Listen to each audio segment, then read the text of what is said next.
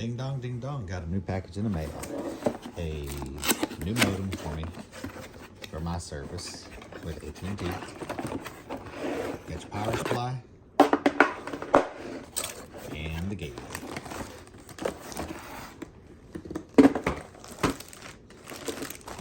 This is cool.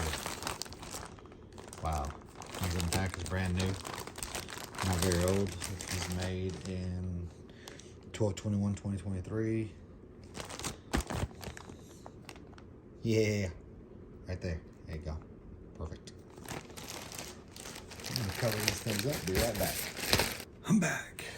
All right, so there's the Wi-Fi name. I'll never use that name anyways. You'll never guess my password. I covered all this up just in case someone tries to steal $7 I have in my wallet.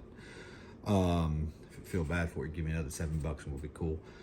So Bgw-210-700, born on 2/21/2023. This is the front of it right here.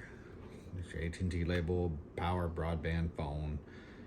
The only lights you should see lit up is power, broadband, green and green. If you do have a phone line, which is like a VoIP, then this one will light up. And if you are making a phone call, this will blink.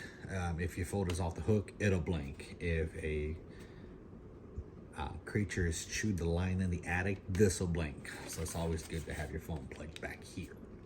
So anyways, this is the back side of it. You got USB 1 and 2. This is not our network side. You cannot hook up a network printer or a hard drive, anything like that. For some reason, they don't have that. You can power something onto it, just don't do it. It's not going to do very much. Ports 1, 2, 3, 4 are full duplex, 1,000 down, 1,000 up, provided you do have an ONT power supplying the system. A lot of people still have the DSL broadband, which is going to be the green cable into the green outlet, which I showed in previous videos. And then, of course, you have your phone line 1 and line 2 directly out of this port. You will have to split the signal if you're using line 1 and line 2, or have a phone that can handle line 1 and 2. So, if you were to type in 192.168.1.254, you will be able to get into the GUI itself, and I made a video on that before also. You can get into the gateway like this, but you can't get into it right now. It's not powered up. If you do have an ONT, it will go into here, red, into the red port of the ONT, or the ONT that's in the wall. So, basic uses of this. You can power up to 82 Wi-Fi devices as long as your system can handle it. I like the ranges on this. It's got a 2.4 gigahertz frequency, which can do BGN card. The N card on it can reach about 100 megabytes per second. If you don't have high speeds on your, so let's say you're using the green cable here, and you're on DSL, like a 25 meg profile, you don't entirely need to turn on the 5G. Even for the 50, you could turn the 5G off on the gateway and only use a 2.4 radio and get a lot more coverage for the house. The automatic transmission on these gateways, it's like a car. When you're accelerating to the next gear, it shifts at 5,500 RPMs, but yet you know that your car redlines at 5,800 RPMs. Well, an automatic transmission, you can take it all the way to that 5,800 to a red lines or until you blow up the engine. Same thing with these. You can separate the 2.4 and the 5 gigahertz frequency, 2 and then the 5. There's 5.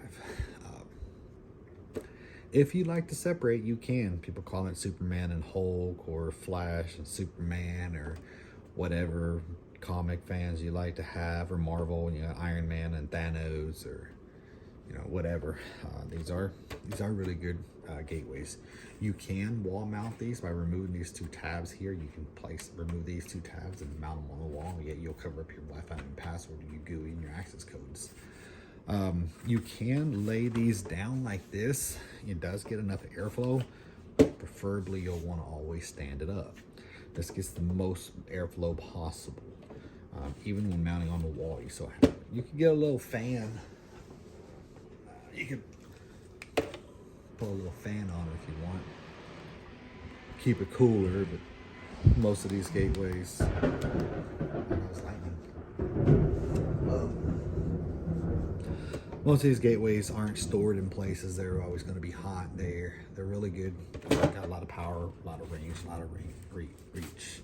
So this is just the basic how it comes in the mail, and these are just expandable ports on the backside.